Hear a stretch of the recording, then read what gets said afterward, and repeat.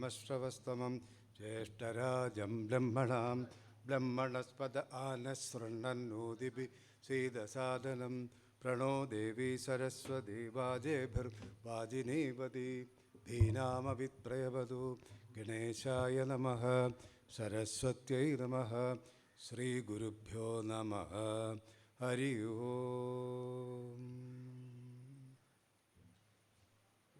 ഗുരുവായൂരപ്പ. ഓം സായീശ്വരായ വിദ്മഹേ സത്യദേവായ ധീമഹി തന്നഃ സർവപ്രചോദയാത്. ഓം ശ്രീ സായീശ്വരായ നമഃ. സജ്ജനങ്ങളെ, ഇന്നിവിടെ അവതരിപ്പിക്കാനായിട്ട് എനിക്ക് തന്നിരിക്കുന്ന വിഷയം ഹംസഗുഹ്യ സ്തോത്രം എന്ന വിഷയമാണ്. ഇതുമായി ബന്ധപ്പെട്ട് എനിക്ക് ഓർമ്മ വരുന്നൊരു കാര്യം, വർഷങ്ങൾക്ക് മുമ്പ്, ഏതാണ്ടൊരു 10-15 വർഷങ്ങൾക്ക് മുമ്പ് എൻ്റെ ജന്മനാടായ കൊല്ലത്ത് വച്ച് ആസ്തിക സമാജം എന്ന ഒരു ആധ്യാത്മിക സംഘടന ഉണ്ടായിരുന്നു. ആ സംഘടനയുടെ ആഭിമുഖ്യത്തിൽ എല്ലാ വർഷവും കൊല്ലത്ത് വെച്ച് ഒരു ജ്ഞാനയജ്ഞം നടത്തുന്ന പതിവുണ്ടായിരുന്നു. 7 ദിവസം നീണ്ടു നിൽക്കുന്ന ജ്ഞാനയജ്ഞം. ഒരു വർഷം ഭാഗവതത്തെക്കുറിച്ചാണ് യജ്ഞം നടക്കുന്നത് എന്നുണ്ടെങ്കിൽ അടുത്ത വർഷം ഭഗവത്ഗീതയെക്കുറിച്ച്, അതിനടുത്ത വർഷം ഉപനിഷത്തുകളെക്കുറിച്ച്, അതിനടുത്ത വർഷം രാമായണത്തെക്കുറിച്ച്, ഇങ്ങനെ വിവിധ ഗ്രന്ഥങ്ങളെ ആസ്പദിച്ച് ജ്ഞാനയജ്ഞം 7 ദിവസം. ഒരു ദിവസം 4 പ്രഭാഷണം. അതൊക്കെ വളരെ കൃത്യമായിട്ടാണ് നടത്തിക്കൊണ്ടു പോകുന്നത്. രാവിലെ 10 തൊട്ട് 11 വരെ ഒരു പ്രഭാഷണം, 11:30 തൊട്ട് 1 വരെ മറ്റൊരു പ്രഭാഷണം, ഉച്ചയ്ക്ക് 2 മുതൽ 3:30 വരെ ഒരു പ്രഭാഷണം, 3:30 തൊട്ട് 5 വരെ മറ്റൊരു പ്രഭാഷണം, ഇങ്ങനെ 4 പ്രഭാഷണങ്ങൾ 7 ദിവസം. അങ്ങനെ 28 പ്രഭാഷണങ്ങൾ എല്ലാ വർഷവും ആസ്തിക സമാജം അവിടെ നടത്തി വന്നിരുന്നു. നമ്മുടെ എൻ്റെ പ്രിയ സുഹൃത്തും അഖില ഭാരത സത്ര സമിതിയുടെ ഉപാധ്യക്ഷനുമായ ശ്രീ നാരായണസ്വാമി തന്നെയായിരുന്നു ഈ ആസ്തിക സമാജത്തിൻ്റെ സംഘാടകനും അതിൻ്റെ അധ്യക്ഷനുമൊക്കെ. അപ്പോൾ ആ യജ്ഞത്തിന് വിഷയങ്ങൾ തീരുമാനിച്ചിരുന്നത് എൻ്റെയും നാരായണസ്വാമിയുടെയൊക്കെ ഗുരുനാഥനായിരുന്ന യശസ്വരീനായ പറക്കോട് NV നമ്പ്യാതിരി സാറായിരുന്നു വിഷയങ്ങൾ നിശ്ചയിച്ചു വന്നത്. അപ്പോൾ അദ്ദേഹം ഈ പറഞ്ഞ കണക്ക് ഒരു വർഷം ഭഗവത്ഗീതയാണെങ്കിൽ അടുത്ത വർഷം രാമായണം, പിന്നൊരു വർഷം ഭാഗവതം, പിന്നൊരു വർഷം ഉപനിഷത്ത്, ഇങ്ങനെ പോയിക്കൊണ്ടിരുന്നപ്പോൾ ഒരു വർഷം അദ്ദേഹം അവതരിപ്പിക്കാൻ ആഗ്രഹിച്ചൊരു വിഷയം ഭാഗവതത്തിലെ സ്തുതികൾ, 28 സ്തുതികളെ സംബന്ധിച്ച് ഒരു യജ്ഞം നടത്താനുള്ളൊരവസരം ഉണ്ടായി. ധാരാളം ആളുകൾ അതിൽ പങ്കെടുത്തു ഈ സ്തുതികളെക്കുറിച്ചുള്ള വിശകലനം കേൾക്കാതെ. ആ 28 സ്തുതികൾ സംബന്ധിച്ചുള്ള യജ്ഞത്തെ സംബന്ധിച്ച് അതിൻ്റെ ഉദ്ഘാടന വേളയിൽ നമ്പ്യാതിരി സാർ ഒരു കാര്യം പറഞ്ഞതാണ് എൻ്റെ മനസ്സിലിങ്ങനെ തങ്ങി നിൽക്കുന്നത്. അദ്ദേഹം പറഞ്ഞു, ഭാഗവതത്തിലെ സ്തുതികൾ എല്ലാം തന്നെ 2 പ്രകാരത്തിൽ ഉള്ളവയാണെന്ന്. 2 പ്രകാരത്തിലാണ്. ഒന്ന് ദ്രാക്ഷാഭാഗവും മറ്റൊന്ന് നാളികേര ഭാഗവുമാണെന്ന്. ദ്രാക്ഷാഭാഗം എന്ന് പറഞ്ഞാൽ മുന്തിരിങ്ങ കഴിക്കുന്നത് പോലെ. മുന്തിരിങ്ങ കഴിക്കാൻ ബുദ്ധിമുട്ടൊന്നുമില്ല. കടയിൽ നിന്ന് വാങ്ങുക, ഒന്ന് കഴുകുക, കഴിക്കുക, ഒന്നും ചെയ്യണ്ട, സുഖമായിട്ടത് ആസ്വദിക്കാം. എന്നാലോ നാളികേരം അങ്ങനെയല്ല. അതെടുത്ത് പൊതിച്ച്, പിന്നെ അത് പൊട്ടിച്ച്, അതിൻ്റെ വെള്ളം കളഞ്ഞ്, അതിൻ്റെ തിരികെയെടുത്ത്, അല്ലെങ്കിൽ അത് പൊളിച്ചെടുത്ത്, ഇങ്ങനെ കുറച്ച് ജോലി ചെയ്താലേ നാളികേരം നമുക്ക് ആസ്വദിക്കാൻ പറ്റും. അപ്പോൾ നാളികേര ഭാഗത്തിൽപ്പെട്ട സ്തുതികളുണ്ട്, ദ്രാക്ഷാഭാഗത്തിൽപ്പെട്ട സ്തുതികളുമുണ്ട്. 2 വിധത്തിലുള്ള സ്തുതികൾ ഭാഗവതത്തിലുണ്ട് എന്നാണ് അതിൻ്റെ ഒരു സാരം. അപ്പോൾ ഇന്ന് നമ്മളിവിടെ ചർച്ച ചെയ്യാൻ ഉദ്ദേശിക്കുന്ന ഹംസഗുഹ്യ സ്തോത്രം വാസ്തവത്തിൽ അതൊരു ദ്രാക്ഷാഭാഗത്തിൽപ്പെട്ട സ്തുതിയാണ്. വളരെ എളുപ്പം മനസ്സിലാക്കാവുന്ന ഒരു സ്തുതിയാണത്. എന്നാലോ ഭാഗവതത്തിലെ സ്തുതികൾക്കൊക്കെ തന്നെ ഒരു വലിയ പ്രത്യേകതയുണ്ട് താൻ. ആ പാരായണം ചെയ്യുന്നവർ അല്ലെങ്കിൽ ഈ സ്തുതികൾ ഏർപ്പെടുത്തിയത് ഭഗവാനെ സ്തുതിക്കാൻ വേണ്ടി മാത്രമായിരുന്നില്ല, പിന്നെയോ ഓരോരോ ഭക്തജനങ്ങൾക്കും ആ ആത്മസാക്ഷാത്കാരത്തിലേക്ക് എത്തുവാൻ പാകത്തിന് എന്തൊക്കെ സാധനാമുറകൾ ചെയ്യണം അതെങ്ങനെ ചെയ്യാൻ പറ്റും, മനസ്സിനെ എങ്ങനെ തിട്ടപ്പെടുത്തണം, ഇങ്ങനെ തുടങ്ങിയ ഓരോരോ കാര്യങ്ങളും ഈ സ്തോത്രങ്ങളിൽ ഉൾപ്പെടുത്തിയിട്ടുണ്ട്. അതിൻ്റെ ആന്തരിക തലത്തിലേക്ക് പോകുമ്പോൾ മാത്രമേ ഇത് നമുക്ക് മനസ്സിലാക്കാൻ സാധിക്കൂ. അത് നമ്മൾ മനസ്സിലാക്കും. അങ്ങനെ ഈ ഹംസഗുഹ്യ സ്തോത്രം നമ്മൾ ചർച്ച ചെയ്യുമ്പോൾ ഇതിൻ്റെ പശ്ചാത്തലവും കൂടി നമ്മളൊന്ന് മനസ്സിലാക്കണം. എങ്ങനെയാണ് ഈ ഹംസഗുഹ്യ സ്തോത്രം ഈ ഭാഗവതത്തിൽ ഉൾപ്പെടുത്താൻ കാരണമായത് എന്നുള്ളത്. അപ്പോൾ നമുക്കറിയാം, നമ്മുടെ സൃഷ്ടി പ്രക്രിയയിൽ ആദ്യത്തെ ദമ്പതികൾ സ്വയംഭൂമനുവും ശതരൂപയും, അവർക്ക് 5 മക്കൾ. ആരൊക്കെയാണ്? ആഹൂതി, ദേവഹൂതി, പിന്നെ പ്രസൂതി, പ്രിയവ്രതൻ, ഉത്താനപാദൻ. ഇങ്ങനെ ഇവരെയൊക്കെ സംബന്ധിച്ചുള്ള ചരിത്രം, വംശാവലിയെ സംബന്ധിച്ച് ഭാഗവതം 5 അധ്യായങ്ങളിലായി ഇങ്ങനെ വിവരിച്ചു. അതിൽ 4-ാമത്തെ അധ്യായത്തിൽ ഉത്താനപാദൻ്റെ വംശാവലിയെ സംബന്ധിച്ച് കുറേ കാര്യങ്ങളൊക്കെ പറഞ്ഞു. മുഴുവൻ പറഞ്ഞില്ല, കുറേ കാര്യങ്ങളൊക്കെ പറഞ്ഞു. അവിടെ പരീക്ഷത്ത് ആ ഉത്താനപാദരുടെ ആ വംശാവലിയെക്കുറിച്ച് പൂർണ്ണമായി കേട്ടിരുന്നില്ല. അവിടെ പറഞ്ഞു വന്നത് പിന്നെ ധ്രുവൻ്റെ ചരിതം, പിന്നെ ഭൃതുചരിതം, പ്രാചീന ബൃഹസിൻ്റെ ചരിതം, ഇതൊക്കെയാണ് പറഞ്ഞു നിർത്തിയത്. പ്രാചീന ബൃഹസിൻ്റെ ചരിത്രം പറഞ്ഞ് അവിടെ നിർത്തിയിട്ട് 5-ാം സ്കന്ധത്തിലേക്ക് ചെന്നപ്പോഴത്തേക്കും അത് പ്രിയവ്രതൻ്റെ ചരിത്രത്തിലേക്ക് മാറി. അതുകൊണ്ട് പരീക്ഷിത് മഹാരാജാവ് അദ്ദേഹത്തിനോട് ശ്രീശുഖ ബ്രഹ്മർഷിയോട് പറഞ്ഞു, എനിക്ക് ആ ഉത്താനപാദൻ്റെ വംശാവലിയെ സംബന്ധിച്ച് പൂർണ്ണമായി അറിഞ്ഞാൽ കൊള്ളാമെന്നുണ്ട്, ഒന്ന് അവിടുന്ന് എന്നെ ഉപദേശിക്കണം എന്ന് പറഞ്ഞു. അങ്ങനെയാണ് ഈ ഉത്താനപാദരുടെ വംശാവലിയെക്കുറിച്ച് പറഞ്ഞു വരുമ്പോഴാണ് ഈ ഹംസഗുഹ്യ സ്തോത്രം അതിൽ വന്നു ചേർന്നിരിക്കുന്നത്. പ്രാചീന ബൃഹസിൻ്റെ 10 പുത്രന്മാർ, നമ്മൾ 4-ാം സ്കന്ധത്തിൽ അത് കഴിഞ്ഞ ദിവസം ഇവിടെ വിശദീകരണം നടത്തിയതാണ്. 10 പുത്രന്മാരെ പ്രജേതസ്സുകൾക്ക് ശ്രീശിവൻ്റെ ഉപദേശപ്രകാരം അവർ പിന്നെ ജലാന്തർഭാഗത്ത് തപസ്സനുഷ്ഠിക്കാൻ പോയി. അവരവിടെ പ്രത്യേകമായി ഒരു സാധനാനുഷ്ഠാനം നടത്തി. അതേ സമയം തന്നെ നാരദോപദേശം കാരണം അവരുടെ പിൻതലമുറക്കാരായ അല്ലെങ്കിൽ പ്രാചീന ബർഹിസും ഈ നാരദരുടെ ഉപദേശമനുസരിച്ച് സന്യാസത്തിന് പോയി. അപ്പോൾ പ്രാചീന ബർഹസും ഇല്ല, പ്രാചേതസ്സുകളുമില്ല. നമ്മുടെ രാജ്യത്തിന് ഭരണകർത്തവ്യം നിർവഹിക്കാൻ ആരും തന്നെ ഇല്ലാത്ത ഒരവസ്ഥയിൽ, അതായത് ഒരു നാഥനില്ല കളരിയായിട്ട് മാറി ഈ ഭൂമി. അപ്പോഴെന്താണ് സംഭവിച്ചത്? ഒരു വലിയ കാര്യം നടന്നത്. കൃഷികാര്യങ്ങളിൽ ശ്രദ്ധ ചെലുത്താൻ ആരുമില്ലാതെ വന്നപ്പോൾ വൃക്ഷങ്ങൾ ഒരുപാട് വളർന്ന് പന്തലിച്ചു. ഭൂമി മുഴുവൻ വൃക്ഷങ്ങളെ കൊണ്ട് നിറഞ്ഞു. ഭൂമിയെ മൊത്തം കവർ ചെയ്തു വൃക്ഷങ്ങൾ, വൻ വൃക്ഷങ്ങൾ. ഭൂമിയെ കാണാനില്ല, ആ രീതിയിൽ വൃക്ഷങ്ങൾ. ആരും ഇത് നോക്കാനോ അത് നേരെ ശക്തിമാറ്റാനോ ആരുമില്ല. കൃഷികാര്യങ്ങൾ ശ്രദ്ധിക്കാൻ ആരുമില്ല. പിന്നെ എങ്ങനെയാണ് വൃക്ഷങ്ങളെ അവർ ഇത് ചെയ്യുന്നത്? ഒന്നും ചെയ്തില്ല. അങ്ങനെ ഇരുന്നപ്പോഴാണ് പ്രജേതസ്സുകൾക്ക് വളരെ ബുദ്ധിമുട്ട് തോന്നി. അവരുടെ തപസ് കഴിഞ്ഞ് അവർ തിരികെ വന്നപ്പോൾ അവരാദ്യം കാണുന്നത് ഈ ഭൂമി ആകെ വൃക്ഷങ്ങളെ കൊണ്ട് മൂടിയിരിക്കുന്ന ഒരു ഭീകര കാഴ്ചയാണ്. ഇത് കണ്ടപ്പോൾ അവർക്ക് ഭയങ്കരമായ ഒരു ക്രോധം അവരിൽ അങ്കുരിച്ചു. അവരെന്ത് ചെയ്തു? അവരുടെ മുഖത്തു നിന്നും കൊടുങ്കാറ്റും അഗ്നിയും പുറപ്പെട്ടു. ഒന്ന് ആലോചിക്കണം, അഗ്നിയും കൊടുങ്കാറ്റും. സാധാരണ ഒന്ന് അഗ്നി കത്തിച്ചു വെച്ചാൽ നല്ല ഉണക്കമുള്ള സമയത്ത് തനിയും കത്തിക്കോളും, അതിൻ്റെ കൂടെ കാറ്റും കൂടെ വന്നാലോ. അപ്പോൾ കൊടുങ്കാറ്റും അഗ്നിയും അവരുടെ മുഖത്ത് നിന്ന് ഉത്ഭവിച്ചു. ഇത് കണ്ട ചന്ദ്രൻ വൃക്ഷങ്ങളുടെ അതിരാജാവാണ്, വൃക്ഷങ്ങളുടെ ദേവനാണ് അദ്ദേഹം. ചന്ദ്രദേവൻ ഇത് കണ്ടപ്പോൾ അദ്ദേഹത്തിന് വളരെ പ്രയാസം തോന്നി. അദ്ദേഹം ഇവരെ ഇതിൽ നിന്നും പിന്തിരിപ്പിക്കുന്നതിന് വേണ്ടിയിട്ട്, പ്രജേതസ്സുകളെ ഇതിൽ നിന്നും പിന്തിരിപ്പിക്കുന്നതിന് വേണ്ടിയിട്ട് ചില ഉപദേശങ്ങൾ കൊടുത്തു. അവർ പറഞ്ഞു, നിങ്ങൾ പ്രജാഭിവൃദ്ധിക്ക് വേണ്ടിയാണ് സന്യാസത്തിന് പോരും, അങ്ങനെയുള്ള നിങ്ങൾ ഇത് ചെയ്യുന്നത് ശരിയല്ല, നിങ്ങൾ ഇതിൽ നിന്ന് പിന്തിരിയണം എന്ന് പറഞ്ഞു. അത് മാത്രമല്ല, അവർ മറ്റൊരു കാര്യം കൂടെ പറഞ്ഞു. ചരാചരങ്ങളിൽ ആകെ നിറഞ്ഞു നിൽക്കുന്നതാണ് ആത്മചൈതന്യം. അത് നിങ്ങൾ ഒരിക്കലും ചേതന വസ്തുക്കളിലും അചേതന വസ്തുക്കളിലും ഈ ആത്മചൈതന്യം നിറഞ്ഞു നിൽക്കുകയാണ്. അതുകൊണ്ട് നിങ്ങൾ വൃക്ഷങ്ങളെ നശിപ്പിക്കുന്നത് അത് മഹാപാപമാണ്. നിങ്ങൾ ഇതിൽ നിന്ന് പിന്തിരിയണം. വൃക്ഷങ്ങൾക്കും നിങ്ങൾക്കും മംഗളം നേരുന്നു എന്നൊക്കെ പറഞ്ഞു നോക്കി. അവർ പ്രചേതസ്സുക്കൾ, ഈ ചന്ദ്രദേവൻ ഇതൊന്നും പറഞ്ഞിട്ടും പ്രചേതസ്സുകൾ അതിൽ നിന്ന് പിന്തിരിഞ്ഞില്ല.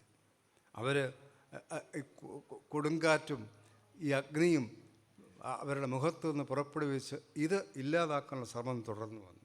അങ്ങനെ വന്നപ്പോൾ ചന്ദ്രദേവൻ മറ്റൊരു മാർഗം സ്വീകരിച്ചു. ചന്ദ്രദേവൻ അവർക്കൊരു ദാനം നൽകി. പ്രചേതസ്സുകൾക്ക് ദാനം നൽകിയത് ഇതാണ്. ചന്ദ്രദേവൻ ഇങ്ങനെ പറഞ്ഞു, ഈ കന്യക വൃഷപുത്രിയാണ്, നിങ്ങൾ ഇവളെ ഭാര്യയായി സ്വീകരിക്കണം. ഇതാണ് കൊടുത്ത ഒരു ദാനം. വൃഷപുത്രിയെ കൊടുത്തു. അങ്ങനെ പ്രംളോജ എന്ന ഒരു അപ്സരസ്ത്രീയുടെ പുത്രിയായ മാരിഷയാണ് ദാനം ചെയ്തത്. ഈ മാരിഷയെ പ്രചേതസ്സുകൾ സ്വീകരിച്ചു. മാരിഷയെ സ്വീകരിച്ചു. അതിൽ പ്രാചേതസൻ എന്ന പ്രസിദ്ധനായ ദക്ഷ പ്രജാപതി ജനിച്ചു. പ്രാചേതസ്, ഈ പ്രചേതസ്സുകൾ പിന്നെ മാരിഷയിലൂടെ പ്രസവിച്ച കുഞ്ഞാണ് ഈ ദക്ഷ പ്രജാപതി.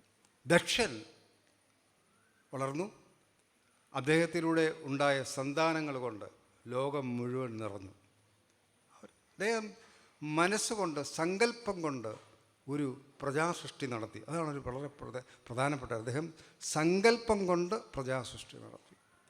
ദക്ഷൻ ഈ ആദ്യം അങ്ങനെ ചെയ്തു കഴിഞ്ഞിട്ടും ദക്ഷന് മനസ്സിനൊരു തൃപ്തി വന്നില്ല. ഇത്രത്തോളം അഭിവൃദ്ധി വേണം, ഇന്നിടത്തോളം വേണം എന്നൊക്കെ ദക്ഷനൊരാഗ്രഹം ഉണ്ടായിരുന്നു. അത് നടന്നില്ല. അപ്പോൾ ദക്ഷന് കുറച്ച് ദുഃഖമുണ്ടായി. തങ്ങളുടെ സങ്കല്പ സൃഷ്ടി വർദ്ധിപ്പിക്കാനായി അദ്ദേഹം വിന്ധ്യപർവ്വതത്തിൽ കഠിന തപസ്സിന് അനുഷ്ഠിക്കാൻ പോയി. ഈ സങ്കല്പ സൃഷ്ടിക്കുള്ള വർധനവിന് വേണ്ടിയിട്ട് അഘമർഷണം എന്നൊരു തീർത്ഥം, ആ തീർത്ഥത്തിൽ അദ്ദേഹം ദിവസവും സ്നാനം ചെയ്തിട്ടാണ് ഈ സാധനാനുഷ്ഠാനത്തിന് പോകുന്നത്. ഈ അഘമർഷണത്തിൽ മുങ്ങിക്കുളിക്കുന്നവർ പാപരഹിതരായിത്തീരും എന്നൊരു പ്രത്യേകത കൂടിയുണ്ട് അഘമർഷണത്തിൽ. അതിലാണ് ചെയ്തത്. അത് കഴിഞ്ഞിട്ട് അദ്ദേഹം ഇന്ന് ഞാനിവിടെ പറയാൻ ഉദ്ദേശിക്കുന്ന ഹംസഗുഹ്യ സ്തോത്രം, ആ സ്തോത്രത്തിൽ പാരായണം ചെയ്തുകൊണ്ടാണ് അദ്ദേഹം ഈ തപസ്സനുഷ്ഠിച്ചത്. അപ്പോൾ ഇവിടെ ഭാഗവത് മൂലഗ്രന്ഥമുള്ളവർ അത് ഇത് വായിക്കുമ്പോഴൊന്ന് നോക്കുക. 6-ാം സ്കന്ധത്തിലെ 4-ാം അധ്യായം, 4-ാം അധ്യായത്തിൽ 34 മുതൽ ഉള്ള 23 മുതൽ 34 വരെയുള്ള 12 ശ്ലോകങ്ങൾ. സ്കന്ധം 6-ലെ 4-ാം അധ്യായം, സ്കന്ധം 6-ലെ 4-ാം അധ്യായത്തിലെ 23 മുതൽ 34 വരെയുള്ള 12 അധ്യായങ്ങളിലായിട്ടാണ് ഈ ഹംസഗുഹ്യ സ്തോത്രം ഇവിടെ പ്രതിപാദിച്ചിരിക്കുന്നത്. അതിൽ ആദ്യത്തെ, അപ്പോൾ ഇവിടെ വേറൊരു കാര്യം കൂടെ പറയാനുണ്ട്. ഹംസഗുഹ്യ സ്തോത്രം എന്ന് എന്താ പറഞ്ഞിരിക്കുന്നത്? ഹംസഗുഹ്യ സ്തോത്രം എന്തൊക്കെ പേരിടാം. ദക്ഷസ്തുതിയുണ്ട്, പല പല സ്തുതികൾ. ഇവിടെ ഭീഷ്മസ്തുതിയുണ്ട്. ഇവിടെ എന്തെല്ലാം സ്തുതികൾ നമ്മൾ വായിച്ചു. പ്രഹ്ലാദൻ്റെ സ്തുതിയുണ്ട്, ധ്രുവൻ്റെ സ്തുതിയുണ്ട്, ഇനി അവസാനം വേദസ്തുതി വരും. ഇങ്ങനെ പല പല പല സ്തുതികളുണ്ട്. ഇതെന്താ ഹംസഗുഹ്യ സ്തുതി എന്നിട്ടിരിക്കുന്നത്? എന്താണ് ഈ ഹംസഗുഹ്യ സ്തുതി എന്നുള്ളതുകൊണ്ട് അർത്ഥമാക്കുന്നത്? അതുകൂടെ നമ്മളൊന്ന് മനസ്സിലാക്കുന്നത് നന്നായിരിക്കും എന്ന് തോന്നുന്നു. കാരണം നമുക്ക് മനുഷ്യർക്ക് മാത്രമുള്ള ഒരു പ്രത്യേകതയാണ്, നമുക്ക് സത്തും അസത്തിനെയും തിരിച്ചറിയാനുള്ള വിവേചന ശക്തിയുണ്ട്. മറ്റ് മൃഗങ്ങൾക്കൊന്നുമില്ല, പക്ഷികൾക്കൊന്നുമില്ല, നമുക്ക് മാത്രമുള്ളതാണ്. സ്ഥൂലവും സൂക്ഷ്മമായതിനെ തിരിച്ചറിയാൻ പറ്റും, ചേതനവും അചേതനവുമായതിനെ തിരിച്ചറിയാൻ പറ്റും, ജഡവും ചൈതന്യവുമായതിനെ തിരിച്ചറിയാനുള്ള വിവേചന ശക്തി നമുക്കുണ്ട്. അത് നമ്മൾ പ്രയോജനപ്പെടുത്തുന്നോ ഇല്ലയോ എന്നുള്ളത് വേറെ കാര്യം. ഈ വിവേചന ശക്തി നമുക്ക് മാത്രമുള്ളതാണ്, മനുഷ്യർക്ക് മാത്രം. ഈ വിവേചന ശക്തി, അപ്പോൾ ഞാൻ ഒരു ഉദാഹരണം പറയാം.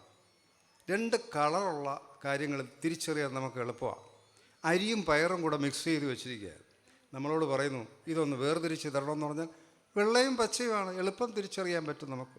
ഇല്ലെങ്കിൽ 10-20 ചാക്ക് അരി വെച്ചിട്ടുണ്ട്, അതിൻ്റെ കൂടെ ഒരു 10-20 നാളികേരം മിക്സായി പോയി, ഇതൊന്ന് വേർതിരിച്ച് തരണം എന്ന് പറഞ്ഞാൽ അത് നോക്കാനും തിരിച്ചറിയാൻ ഒരു ബുദ്ധിമുട്ടുമില്ല. കാരണം സ്ഥൂലവും സൂക്ഷ്മമായതിനെ തിരിച്ചറിയാൻ അങ്ങനെയുള്ള കാര്യത്തിൽ നമുക്കൊരു ബുദ്ധിമുട്ടില്ല. അരിയും തേങ്ങയും കൂടെ മിക്സ് ചെയ്താൽ അതിൽ തേങ്ങ എടുക്കാൻ ബുദ്ധിമുട്ടുണ്ടോ? അരിയും പയറും കൂടെ മിക്സ് ചെയ്ത് വെച്ചാൽ കളർ വ്യത്യാസമുണ്ട്. അതിൽ നിന്ന് പയറും അരിയും തിരിച്ചു മാറ്റം വല്ല വ്യത്യാസമുണ്ടോ? ഒന്നുമില്ല. പക്ഷേ ഈ ധാന്യങ്ങളെ പൊടിച്ച് ഗോതമ്പ് പൊടിയും അരിയും കൂടെ മിക്സായി എന്ന് വെച്ചോളൂ, എങ്ങനെ നമ്മൾ തിരിച്ചറിയും? നമുക്കാർക്കെങ്കിലും പറ്റുമോ? ഇതിനേക്കാൾ ബുദ്ധിമുട്ടാണ് ദ്രവ്യരൂപത്തിലുള്ള കാര്യങ്ങൾ. പാലും വെള്ളവും കൂടെ മിക്സ് ചെയ്തു, അതിൽ നിന്ന് പാല് വേറെ വെള്ളം വേറെ നമുക്ക് വേർതിരിക്കാൻ പറ്റുമോ? സാധ്യമല്ല. ഇത് ചെയ്യാൻ കഴിവുള്ളതാണ് ഹംസം എന്നുള്ള പക്ഷി. ഹംസത്തിന് വെള്ളവും പാലും തിരിച്ചറിയാനും തിരിച്ചു മാറ്റാനുമുള്ള കഴിവുണ്ട്. അതാണ് നമ്മുടെ സന്യാസി ശ്രേഷ്ഠന്മാർ പലരെയും, ശ്രീരാമകൃഷ്ണദേവൻ ഉൾപ്പെടെയുള്ളവരെ പരമഹംസർ എന്നുള്ള പേര് വിളിക്കും. ആ പരമമായ ചൈതന്യത്തെ, നമ്മുടെ ഉള്ളിലെ ആ പരമമായ ചൈതന്യത്തെ തിരിച്ചറിയാനുള്ള ശക്തിയുള്ളവരാണ് ആ പരമഹംസന്മാർ. അതാണ് ഈ ഹംസം എന്ന് പറയുന്നത്. അത് എവിടെയാണ് ഈ കാര്യം, ഈ ഹംസപദം, അതിൽ തിരിച്ചറിയാനുള്ള അതിൻ്റേതായ മാർഗങ്ങൾ, സാധനാനുഷ്ഠാനങ്ങൾ, സാധനാമുറകൾ, ഇതൊക്കെ ഈ ഗുഹ്യമായ കാര്യത്തെ തിരിച്ചറിയാനുള്ളത് ആണ് ഈ സാധനാനുഷ്ഠാനങ്ങൾ. ആ സാധനാനുഷ്ഠാനങ്ങൾ എന്ന് നമ്മളെ ബോധിപ്പിക്കുന്ന ഒരു സ്തോത്രം കൂടിയാണ് ഹംസഗുഹ്യ സ്തോത്രം. അതുകൊണ്ടാണ് ഇതിന് ഹംസഗുഹ്യ സ്തോത്രം എന്നുള്ള പേര് നൽകിയിരിക്കുന്നു എന്നാണ് ഞാൻ മനസ്സിലാക്കുന്നത്. അതിലെ ആദ്യത്തെ ശ്ലോകം, അപ്പോൾ പിന്നെ 6-ാം സ്കന്ധത്തിലെ 4-ാം അധ്യായത്തിലെ 23-ാം ശ്ലോകം മുതൽ 34 വരെയുള്ള 12 അധ്യായം നോക്കുക. ആദ്യത്തെ: നമപരായ അവിദധാനുഭൂതയെ ഗുണത്രയാഭാസ നിമിത്ത ബന്ധവേ അധിഷ്ഠധാംനെ ഗുണദത്ത ബുദ്ധിഭി നിവൃത്തമാനായ ദതേ സ്വയംഭുവേ. എന്താ ഇവിടെ പറഞ്ഞിരിക്കുന്നത്? അവിദധ, വിദധ എന്ന് പറഞ്ഞാൽ കള്ളമാണ്.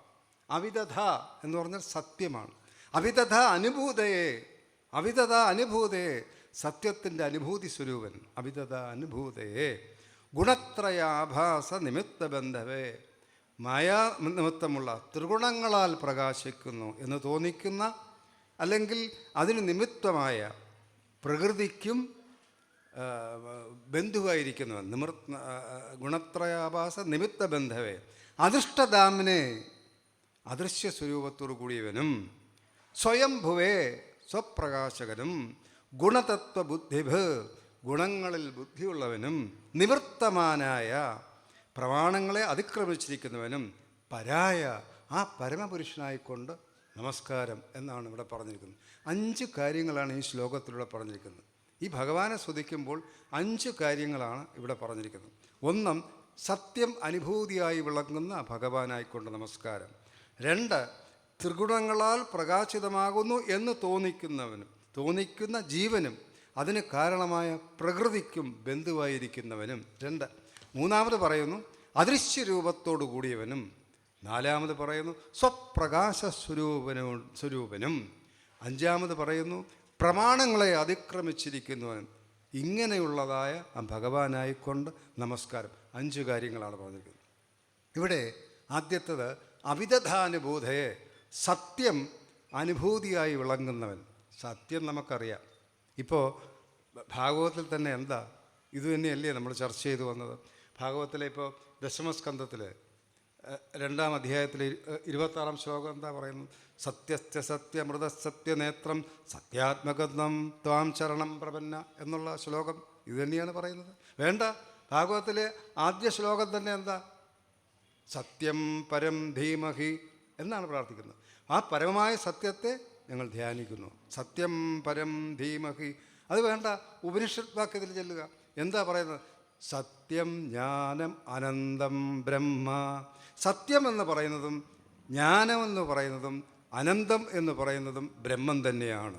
സത്യവും ബ്രഹ്മമാണ്, ജ്ഞാനവും ബ്രഹ്മമാണ്, അനന്തവും ബ്രഹ്മമാണ്. ഇതാണ് ഉപനിഷത് വാക്യം. സത്യം ജ്ഞാനം തന്നെയാണ്. ഈ ജ്ഞാനം തന്നെ ഒന്നാണോ ഉള്ളത്? പല പ്രകാരത്തിലാണ്. അജ്ഞാനമുണ്ട്, സുജ്ഞാനമുണ്ട്, പ്രജ്ഞാനമുണ്ട്. എന്താ ഇത് തമ്മിലുള്ള വ്യത്യാസം? മറ്റൊരു ഉദാഹരണത്തിലേക്ക് പോകാം. അജ്ഞാനം, സുജ്ഞാനം, പ്രജ്ഞാനം. എന്നോടൊരു സുഹൃത്ത് വന്ന് പറഞ്ഞു, സാറേ പഞ്ചസാര കണ്ടിട്ടുണ്ടോ? ഞാൻ പറഞ്ഞു ഇല്ല. നല്ല വെളുത്തിരിക്കും, തരിയായിട്ടില്ല, പൊടിയായിട്ടിരിക്കും, നല്ല രുചിയാണ്. പലഹാരങ്ങൾക്കൊക്കെ അത് ചേർത്ത് ജിലേബിയിലും ബോളിയിലും ഒക്കെ അത് ചേർത്ത് കഴിച്ചാൽ എന്തൊരു മധുരമാണെന്ന്, എത്ര ആസ്വാദ്യകരമാണെന്നറിയോ? സാർ കണ്ടിട്ടില്ല അല്ലേ? ഇല്ല. കഴിച്ചിട്ടില്ല അല്ലേ? ഇതെന്നെ സംബന്ധിച്ച് അജ്ഞാനമാണ്. പക്ഷേ കുറേ നാളുകൾ കഴിഞ്ഞപ്പോൾ എനിക്കിത് കാണാൻ സാധിച്ചു. ഒരാളെൻ്റെ വീട്ടിൽ കൊണ്ടുവന്നു. സാറേ ഇതാണ് പഞ്ചസാര. അപ്പം ഞാൻ തുറന്നു നോക്കി. നല്ല വെളുത്ത തരിതരി. ഞാൻ തൊട്ടൊക്കെ നോക്കി. കൊള്ളാം, നന്നായിരിക്കുന്നു. അത്രയും ഞാൻ മനസ്സിലാക്കി. അതെന്നെ സംബന്ധിച്ച് സുജ്ഞാനമാണ്, സുഷ്ടുവായ ജ്ഞാനമാണ്. പക്ഷേങ്കിലോ 2-3 മാസം കഴിഞ്ഞപ്പോൾ എനിക്കൊരാൾ പഞ്ചസാര തന്നു. ഇത് അങ്ങ് വെച്ചോളാൻ പറഞ്ഞു. ഞാൻ പഞ്ചസാര ഉപയോഗിച്ച് നോക്കിയപ്പോഴാണ് അതിൻ്റെ അനുഭൂതി എന്താണെന്ന് എനിക്ക്, മധുരം, ആ മാധുര്യം നുകരാൻ എനിക്ക് സാധിച്ച. അപ്പോഴാണ് എനിക്ക് പഞ്ചസാരയെക്കുറിച്ചുള്ള പൂർണ്ണ വിവരം കിട്ടുന്നത്. ആ പൂർണ്ണ വിവരം കിട്ടുന്ന, അത് അനുഭൂതി തലത്തിലെത്തിയതിൻ്റെ പേരാണ് പ്രജ്ഞാനം. അപ്പോൾ ഇവിടെ അവിദഗ്ധാനുഭൂതയെ എന്ന് പറഞ്ഞാൽ സത്യത്തിൻ്റെ അവിദഗ്ധാനുഭൂതയെ, ആ സ്വരൂപത്തോടു കൂടിയവൻ എന്ന് പറഞ്ഞാൽ എന്താ? പ്രജ്ഞാനസ്വരൂപനാണ് എന്നാണ് ആ വാക്കിൻ്റെ അർത്ഥം. അതാണ് അവിദഗ്ധാനുഭൂതയെ. അടുത്തത് സ്വയംഭുവേ എന്ന് പറഞ്ഞാൽ എന്താ? സ്വപ്രകാശകൻ. ഞാൻ ചോദിക്കട്ടെ, നമുക്കിപ്പോൾ വിളക്കുണ്ട്. വിളക്ക് കത്തിക്കണ എന്ത് വേണം? 4 കൂട്ടം കാര്യങ്ങൾ വേണം. വിളക്ക് വേണം, നെയ്യ് അല്ലെങ്കിൽ എണ്ണ വേണം, തിരി വേണം, തീപ്പെട്ടി വേണം. ഈ 4-ൽ ഏതെങ്കിലും ഒന്നില്ലെങ്കിൽ വിളക്ക് കത്തില്ല. ഈ 4 ഐറ്റവും വേണം. കത്തിക്കാനുള്ള ഉപകരണം എന്നുള്ള നിലയിൽ വിളക്ക് വേണം, എണ്ണ അല്ലെങ്കിൽ നെയ്യ് വേണം, തിരി വേണം, തീപ്പെട്ടിയും വേണം. ഇതൊന്നുമില്ല. സ്വപ്രകാശകൻ. ഇതൊന്നുമില്ലാതെ സ്വയം അതാണ് ആ സ്വപ്രകാശക സ്വരൂപൻ്റെ ആ ഒരു മഹത്വം. സ്വപ്രകാശകൻ. നമ്മൾ പറയും, ഒരു ക്ഷേത്രത്തെ നമ്മളെല്ലാവരും കേട്ടിട്ടുള്ളതാണ്, അരുണാചല ശിവോം തൃശൂലധാരി ശിവോം. നമ്മൾ ഭജനയൊക്കെ പാടാറുണ്ട്. അരുണാചല ശിവോം തൃശൂലധാരി ശിവ ഓം ഒക്കെ. എന്താ ഈ അരുണാചലം? ആ പ്രദേശത്തിൻ്റെ പേര് മാത്രമാണോ അരുണാചലം എന്ന് പറഞ്ഞത്? അല്ല. അരുണം പ്ലസ് അചലം 2 പദങ്ങൾ ചേർന്നതാണ് അരുണാചലം. അരുണം എന്ന് പറഞ്ഞാൽ എന്താ? ചുവന്ന നിറം മാത്രമല്ല, പ്രകാശം ചൊരിയുന്നതുമാണ് അരുണം. എപ്പോഴും പ്രകാശിക്കുന്ന അരുണം. അചലം എന്ന് പറഞ്ഞാൽ എന്താ? ചലിക്കാത്തത്. ഈ വിശ്വം മുഴുവൻ നിറഞ്ഞു നിൽക്കുന്ന ഒരു വസ്തുവിന് ചലിക്കാൻ പറ്റുമോ? ഇത് മുഴുവൻ നിറഞ്ഞു നിൽക്കുന്ന, അതായത് അരുണം അചലം, ഇത് രണ്ടും കൂടെ ചേർന്നാൽ എന്താ അർത്ഥം? ബ്രഹ്മമെന്നർത്ഥം. അരുണാചലം എന്ന് പറയും. അതുപോലെയാണ് സ്വപ്രകാശ സ്വരൂപൻ, സ്വയംഭുവേ. പിന്നെ പറയുന്നു, 4-മത്തെ ഒരു ഇത് പറയുന്നു, നിവൃത്തമാനായ പ്രമാണങ്ങൾക്ക് അതീതനാണ്. നമ്മളൊക്കെ പ്രമാണങ്ങൾക്ക് അതീതരല്ല. നമ്മൾ ഓരോ കാര്യങ്ങൾക്കും നമുക്കൊരു പ്രമാണമാണ്. നമ്മൾ ജീവിച്ചിരിക്കുന്നതിന് പ്രമാണമുണ്ട്. അതിന് ഇതൊന്നും ഈശ്വരനെ സംബന്ധിച്ചില്ല. ഈ പ്രമാണങ്ങൾക്ക് എന്തൊക്കെയാണ് പ്രമാണങ്ങൾ? പ്രത്യക്ഷം, അനുമാനം, ഉപമാനം, ശബ്ദം, അനുപലബ്ധി, അർത്ഥാപത്തി എന്ന 6 എണ്ണമുണ്ട്. അതിൽ പ്രധാനമായിട്ടും 4 എണ്ണമാണ് പറയുന്നത്. പ്രത്യക്ഷം, അനുമാനം, ഉപമാനം, ശബ്ദം, ഈ 4 എണ്ണമാണ് പറയുന്നത്. ഇതിൽ നിന്നൊക്കെ അപ്പുറം നിൽക്കുന്നു ഈശ്വര ചൈതന്യം. അപ്പോൾ അതുകൊണ്ട് 5-മത്തെ കാര്യം എന്ന് പറയുന്നത് പ്രമാണങ്ങളെ അതിക്രമിച്ചിരിക്കുന്നവനുമായ ആ ഭഗവാനായിക്കൊണ്ട് നമസ്കാരം എന്നാണ് 23-ാമത്തെ ശ്ലോകത്തിൽ, അല്ലെങ്കിൽ ഈ ഹംസഗുഹ്യ സ്തോത്രത്തിൽ 1-ാമത്തെ സ്തുതിയിൽ പറയുന്നത്.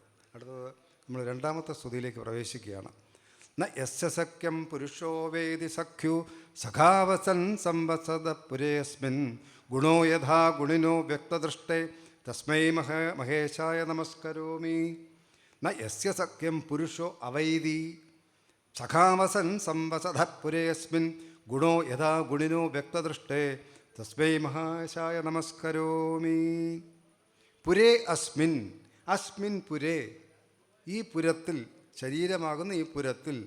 അതാണല്ലോ നവദ്വാരേ പുരേ ദേഹി എന്നൊക്കെ പറയുന്നത്. നവദ്വാരങ്ങളുള്ള ആ ശരീരത്തിലാണ് വസിക്കുന്നത്. സംവസത, വസിക്കുന്ന സഖാപുരുഷ, സഖാവായ പുരുഷൻ. എന്താ ഈ സഖാവ്? രാഷ്ട്രീയമാണത്. സഖാവ് എന്ന് പറഞ്ഞു. എന്താണ് സഖാവ് എന്ന് പറഞ്ഞത്? സഖാവ് എന്ന് പറഞ്ഞാൽ സഖ്യഭക്തിയെക്കുറിച്ചാണ്. ശ്രവണം, കീർത്തനം, വിഷ്ണുസ്മരണം, പാദസേവനം, അർച്ചനം, വന്ദനം, ദാസ്യം, സഖ്യം അവിടെ വരുന്നുണ്ട്. സഖാവ്, സഖ്യഭക്തി, സഖാവ്, സഖ്യഭക്തി. വേണ്ട. ഉപനിഷത്തിൽ വരുന്നത് എന്താണ്? ദ്വാ സുവർണ സയുജാ സഖായ സമാനവൃക്ഷം പരിഷസ്വജാത. അതെന്താ ഇവിടെ പറയുന്നത്? ദ്വാ സുവർണ സയുജ സഖായ. അവിടെയും സഖായ എന്ന് പറയുന്നു. ജീവാത്മാവും പരമാത്മാവും സഖാക്കളാണ്. സഖായ അത് പറയുന്നു. അപ്പോൾ ഇവിടെ സംവസത സഖാപുരുഷ എന്ന് പറയുന്നതാണ്. ഇതിൻ്റെ അർത്ഥം എന്താണ്? ഭൗതികവും ആത്മീയവുമായ കാര്യങ്ങൾ സാധിപ്പിക്കുന്ന പരമാത്മാവായ സഖാവ്, അദ്ദേഹം നൽകുന്ന സഹായങ്ങൾ ഈ ദേഹത്തിൽ വസിക്കുന്ന ജീവൻ അറിയുന്നില്ല. ജീവൻ ഇതൊന്നും അറിയുന്നില്ല. എന്നാലോ കാരണം എന്താ? കാരണം ജീവൻ്റെ ലക്ഷ്യം ഈ ദൃശ്യപ്രപഞ്ചം മാത്രമാണ്. അതിനകത്തോട്ടുള്ള മറ്റൊരു കാര്യവുമില്ല. ജീവൻ പരമാത്മാവിനെ അറിയുന്നില്ല എന്നാണ് അതിൻ്റെ രത്നച്ചുരുക്കം ഈ ശ്ലോകം. ജീവൻ പരമാത്മാവിനെ അറിയുന്നില്ല. അങ്ങനെയുള്ള ആ മഹേശ്വരനായിക്കൊണ്ട് നമസ്കാരം, മഹേശായ നമസ്കരോമി എന്ന രണ്ടാമത്തെ ശ്ലോകം. അടുത്തത് 25-ാമത്തെ ശ്ലോകം. ദേഹോ അസവോ അക്ഷ മനവോ ഭൂതമാത്ര ന ആത്മാനമന്യം ച വിദുപ്പരം യത് സർവം പുമാൻ വേദ ഗുണാംശതജ്ഞോ ന വേദ സർവജ്ഞം അനന്തമീഡേ. ദേഹോ അസവോ അക്ഷ മനവോ ഭൂതമാത്ര ന ആത്മാനമന്യം ച വിദുപ്പരം യത് സർവം പുമാൻ വേദ ഗുണാംശതജ്ഞോ ന വേദ സർവജ്ഞം അനന്തമീഡേ. ഇതാണ് ശ്ലോകം. അവിടെ എന്തൊക്കെയാണ് പറയുന്നത്? ദേഹേ ശരീരം, അസവ പ്രാണങ്ങൾ, അക്ഷ ഇന്ദ്രിയങ്ങൾ, മനവ എന്ന് പറഞ്ഞാൽ അന്ധക്കരണം, ഭൂത പഞ്ചേന്ദ്രിയങ്ങൾ, പഞ്ചതന്മാത്രകൾ, ഇതൊക്കെ വരാം. ആത്മാനം ആത്മാവിനെയും, അന്യം ച അതിൽ നിന്ന് അന്യമായി നിൽക്കുന്നതിനും, പരം ഏത് പരനെയും, ഗുണാഞ്ച ഗുണങ്ങളെയും, തജ്ഞ അറിവുള്ളവനാണെങ്കിലും. എന്താ അതിൻ്റെ അർത്ഥം? പ്രാണൻ, ഇന്ദ്രിയങ്ങൾ, ശരീരം, മനസ്സ് എന്നിവ അതിൽ നിലകൊള്ളുന്ന ഈശ്വരനെ അറിയുന്നില്ല. നമ്മുടെ ഇന്ദ്രിയങ്ങൾ ഈശ്വരനെ അറിയുന്നുണ്ട്, നമ്മുടെ പ്രാണങ്ങൾ ഈശ്വരനെ അറിയുന്നുണ്ട്, ശരീരം അറിയുന്നുണ്ട്. ഒന്നും ഈശ്വരനെ അറിയുന്നില്ല. ഇതൊന്നും ഈശ്വരനെ അറിയുന്നില്ല. എന്നാലോ ഇതിൽ നിന്നെല്ലാം വേറിട്ട് നിൽക്കുന്ന ജീവനുണ്ടല്ലോ, ജീവന് ഈ പ്രാണങ്ങളെ അറിയാം, ശരീരത്തെ അറിയാം, ഇന്ദ്രിയങ്ങളെ അറിയാം, എല്ലാവരെയും അറിയാം. പക്ഷേ ഈ ഇന്ദ്രിയങ്ങൾക്കും പ്രാണനും ഒന്നും ഇതറിയുന്നില്ല. അവർക്ക് ആ ചൈതന്യം എന്താണെന്ന് അറിയുന്നില്ല. ജീവന് ഇതെല്ലാം അറിയാം. എങ്കിലോ ഇതൊക്കെയാണെങ്കിലും ജീവന് പരമാത്മാവിനെ അറിഞ്ഞുകൂടാ. ജീവന് ഇതൊക്കെ കാണാൻ എല്ലാം മനസ്സിലാവുന്നു. ഏതാ? പ്രാണങ്ങൾ, ഇന്ദ്രിയങ്ങൾ, ശരീരം, ഇതിനൊക്കെ ജീവനറിയാം. പക്ഷേ ജീവനൊരു കുഴപ്പമെന്താ? ജീവന് ഈ പരമാത്മാവിനെ അറിഞ്ഞുകൂടാ. അതേസമയം ഈ ഇന്ദ്രിയങ്ങൾക്ക് ഒന്നും അറിഞ്ഞുകൂടാ, ഒന്നുമേ അറിഞ്ഞുകൂടാ. ഇന്ദ്രിയങ്ങൾക്ക് എന്താ അറിയാൻ പറ്റും? ഒന്നും അറിയുന്നില്ല. അതുകൊണ്ടാണ് എഴുത്തച്ഛൻ പറഞ്ഞത്, അർക്കനാലാതി വെളിവൊക്കെ ഗ്രഹിക്കുമൊരു കണ്ണിനു കണ്ണ് മനമാകുന്ന കണ്ണ് അതിന് കണ്ണായിരുന്ന പൊരുൾ താനെന്നുറപ്പളവ് ആനന്ദമെന്തു ഹരിനാരായണായനം. അർക്കനാലാതി വെളിവൊക്കെ ഗ്രഹിക്കുമൊരു കണ്ണ്, മാംസചക്ഷസ്. അതുകൊണ്ട് എന്ത് കാണാനാണ്? ഇവിടെ കോമാരോഗം പഠിച്ച് ഒരു രോഗി കിടക്കുകയാണ്, കണ്ണ് തുറന്നിങ്ങനെ കിടക്കുകയാണ്. ആർക്കൊക്കെ ഏത് സമയത്ത് വന്നിവിടെ നമുക്ക് അറിഞ്ഞുകൂടാ. കിടക്കുകയാണ്. ആ രോഗിക്ക് ആരെങ്കിലും കാണാൻ സാധിക്കുന്നു? കണ്ണൊക്കെ തുറന്നിരിക്കുക. വേണ്ട, ഒരു ജഡം അതുവരെ ജീവിച്ചിരുന്ന ജഡമായി മാറി കണ്ണ് തുറന്നാണ് ജീവൻ പോയിരിക്കുന്നത്. ആ കണ്ണുകൊണ്ട് എന്തെങ്കിലും കാണുന്നോ ജഡം? ഒന്നും കാണും. ഈ മാംസചക്ഷസ് കൊണ്ടൊന്നും പറ്റില്ല. കണ്ണിനു കണ്ണ്, എഴുത്തച്ഛൻ എന്താ പറഞ്ഞത്? കണ്ണിനു കണ്ണ് മനമാകുന്ന കണ്ണ്, അതിന് മനമാകുന്ന കണ്ണ്. ആ കണ്ണ് കാണണമെങ്കിൽ മനസ്സുകൂടെ വേണം. മനസ്സുകൂടെ ഉണ്ടെങ്കിൽ അത് കാണാൻ പറ്റും. എന്നാലോ മനസ്സുകൊണ്ട് മാത്രം പോരാ. മനമാകുന്ന കണ്ണ് അതിനും കണ്ണായിരുന്ന പൊരുൾ, പൊരുൾ എന്ന് പറഞ്ഞാൽ ചൈതന്യം, ബ്രഹ്മം, ആത്മതത്വം, അതുകൂടെ ഉണ്ടെങ്കിലേ നമുക്ക് കാണാൻ പറ്റും. മനസ്സുണ്ടെങ്കിലും നമുക്ക് കാണാൻ പറ്റില്ലെന്നൊരു ഉദാഹരണം. ഞാനും എൻ്റെ സുഹൃത്ത് നാരായണസ്വാമിയും കൂടെ ഇവിടെ ഈ സത്രം ഇവിടെ നടന്നുകൊടുക്കുക, വെളിയിൽ നിന്ന് സംസാരിച്ചുകൊണ്ടിരിക്കുകയാണെന്ന് സങ്കല്പിക്കുക. ഞാൻ എന്തോ ചില കാര്യങ്ങൾ നാരായണസ്വാമിയുടെ അടുത്ത് ഇങ്ങനെ പറഞ്ഞുകൊണ്ടിരിക്കുകയാണ്. ഞങ്ങൾ പഴയ സുഹൃത്തുക്കളെന്നല്ല, ഇങ്ങനെ സംസാരിച്ചുകൊണ്ടിരുന്ന് കഴിഞ്ഞ ഒരു 5 മിനിറ്റ് കഴിഞ്ഞ സ്വാമി എന്നോട് പറയുന്നു, പിന്നെ നമ്മൾ സംസാരിച്ചിരുന്നപ്പം വളരെ പ്രസിദ്ധനായ ഒരു സിനിമാ താരം ഇതിലേ പോയി, ഇന്നാര് മണി, അയാളെ കണ്ടോ? അയ്യോ ഞാൻ കണ്ടില്ല. എനിക്ക് മനസ്സുണ്ട്, ജീവനുണ്ട്, എല്ലാം ഉണ്ട്. പക്ഷെ ഞാൻ ഈ സംസാരത്തിലായിപ്പോയതുകൊണ്ട് മനസ്സ് മുഴുവൻ സംസാരത്തിലായപ്പോൾ എൻ്റെ മുമ്പിൽ കൂടെ പോയ ആളിനെ പോലും ഞാൻ കണ്ടില്ല. അപ്പോൾ മനസ്സ് കൊണ്ട് മാത്രം പോരാ, കണ്ണിനു കണ്ണ്, മനമാകുന്ന കണ്ണ്, അതിനു കണ്ണായിരുന്ന പൊരുൾ, അത് താനം നുറപ്പളം, അതാണ് പറഞ്ഞിരിക്കുന്നത്. ആ അപരിച്ഛിന്ന ചൈതന്യത്തെ ഞാൻ നമസ്കരിക്കുന്നു എന്നാണ്. ഇന്ദ്രിയങ്ങൾ ഇതൊന്നും അറിയുന്നില്ല, ജീവൻ ഇതിനെയൊക്കെ അറിയുന്നുണ്ട്, പക്ഷേ ജീവൻ ആത്മതത്വത്തെ അറിയുന്നില്ല, ആത്മാവിനെ അറിയുന്നില്ല എന്നാണ് ഈ ശ്ലോകത്തിലൂടെ വ്യക്തമാക്കിയിരിക്കുന്നത്. അടുത്ത 4-ാമത്തെ ശ്ലോകത്തിലേക്ക്, അതായത് 26-ാമത്തെ ശ്ലോകം, ഇത് 4-ാമത്തെ സ്തുതി. യഥോപരാമോ മനസോ നാമരൂപ രൂപസ്യ ദൃഷ്ടിസ്മൃതി സംഭ്രമോക്ഷാത് ഈയതേ കേവലയ സ്വസംസ്ഥയ ഹംസായ തസ്മൈ ശുചിസത്മനേ നമഃ. ഹംസായ തസ്മൈ ശുചിസത്മനേ നമഃ. നാമരൂപസ്യ, നാമരൂപങ്ങൾ സൃഷ്ടിക്കുന്ന മനസ്സിൻ്റെ ദൃഷ്ടസ്മൃതി സംപ്രമോഷ, സമൂലനാശനം ഹേതുവായിട്ട് യഥാ ഉപരരാമ, ഉപരതി ഭവിക്കുന്നോ കേവലയ സ്വസംസ്ഥയ പ്രാകൃത ഗുണബന്ധമില്ലാതിരിക്കുന്ന, ഇങ്ങനെയൊക്കെ അതിനർത്ഥം പറയുന്നുണ്ട്. അർത്ഥത്തിലോട്ടൊന്നും ഞാൻ പോകുന്നില്ല. അതിൻ്റെ സാരാംശം എന്താ? സ്വപ്രകാശ സ്വരൂപനായ ഭഗവാൻ ശരീരത്തിൽ നിവസിക്കുന്നു, നമ്മുടെ ശരീരത്തിൽ നിവസിക്കുന്നുണ്ട് സ്വപ്രകാശ സ്വരൂപനായ ഭഗവാൻ. എങ്കിലും മനോചാഞ്ചല്യം മൂലം നമ്മളിത് അറിയുന്നില്ല, നമ്മുടെ മനസ്സ് നേരെ നിൽക്കുന്നില്ല, അത് ചഞ്ചലപ്പെട്ടുകൊണ്ടിരിക്കുക. അതുകൊണ്ട് മനസ്സിൻ്റെ ചാഞ്ചല്യം കൊണ്ട് നമ്മളിത് അറിയുന്നില്ല, അത് നമ്മൾ മനസ്സിലാക്കണം. അപ്പം ദൃഷ്ട സ്മൃതി സംഭ്രമോഷാത് എന്ന് പറഞ്ഞാൽ മനചാഞ്ചല്യം. നമ്മുടെ പരമഹംസരുടെ ഒരു കഥയിലത് പറയും. ഒരാൾ കിണർ കുത്താൻ പോയ കഥ നിങ്ങൾ പലരും കേട്ട് കാണുമല്ലോ.